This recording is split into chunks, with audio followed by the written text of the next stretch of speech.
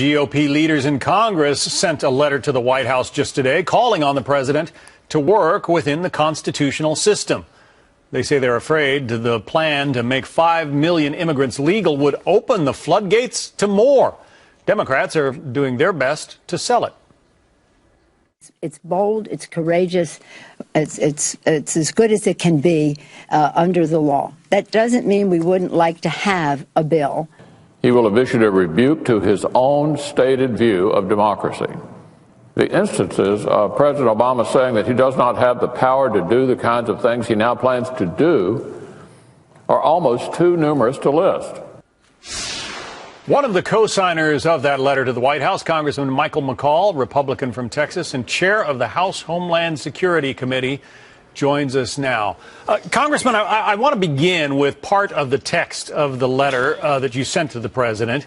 You wrote, "We implore you to work with Congress to enact legislation to address our broken immigration system.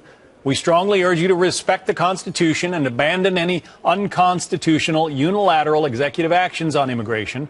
Let's secure the border, enforce our immigration laws in the interior of the United States, and build a broad consensus for immigration reform. Otherwise, we will be forced to use the tools afforded to Congress by the Constitution to stop your administration from successfully carrying out your plan." The last part, I guess, is the big question. What tools does Congress have to stop the president if he wants to do this?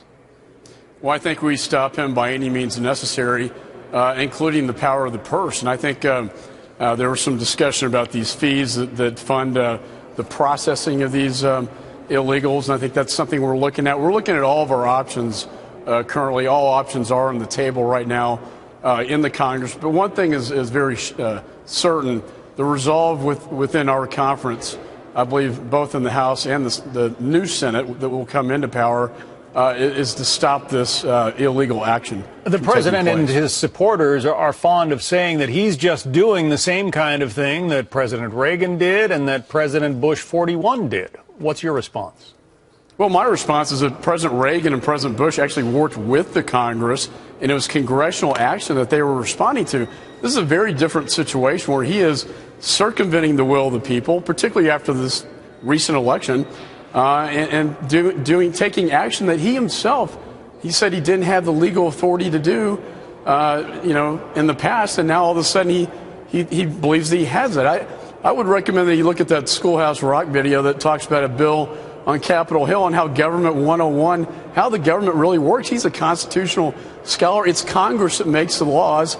It's the executive branch's duty, faithfully under the Constitution, to implement those laws. And he is wholly failing to do that, and I believe abusing his authority as President of the United States. We have now found 25 times in which the president himself, constitutional scholar, professor of constitutional law that he says he was, 25 times in which he says he doesn't have the authority to do this. Now, all of a sudden, he's decided he does. Why? This one is the most egregious because he uses prosecutorial discretion. I was a federal prosecutor. Usually that's used on a limited case-by-case basis or responding to a humanitarian crisis. Now what he's doing is using that to basically grant amnesty to 5 million individuals. That's no longer an act of discretion. It's an abuse of authority. This will be challenged in the courts, and the courts will determine whether or not his actions violate the Constitution, which, if the courts find they do, I think would have some serious ramifications to it. The Customs and Border Patrol in fiscal year 2013 recorded about 39,000 children coming across the border illegally.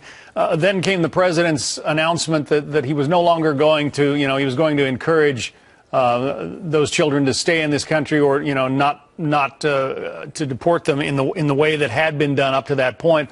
All of a sudden, 68,000 children arrived illegally in fiscal year 2014. Are you concerned that this action for 5 million or so illegals will only multiply the problem? No, I'm very concerned, and we saw this phenomena. Historically, it happens. Every time we talk about amnesty, we see a wave of illegals coming to the country. We saw it in 1986 when the enforcement was not done. And then we saw it as recently with DACA. The president issued that. And we saw 60,000 children cross the Rio Grande Valley sector in my state. There is a cause and effect here. I met with the State Department yesterday. They're very worried about the traffickers trafficking this message of amnesty and more illegals coming in. The solution here is very simple. Work with the Congress. We need to secure the border because if we don't have that secure, we can't control who's coming in the country. And once we get that done, let's talk about how we can fix a broken immigration system. But we've got to do this the right way, and this is not the right way to do it. You say the president should work with Congress. Have you reached out to him? Have you tried? He says Congress isn't doing anything. I've had numerous meetings with the Secretary Jay Johnson.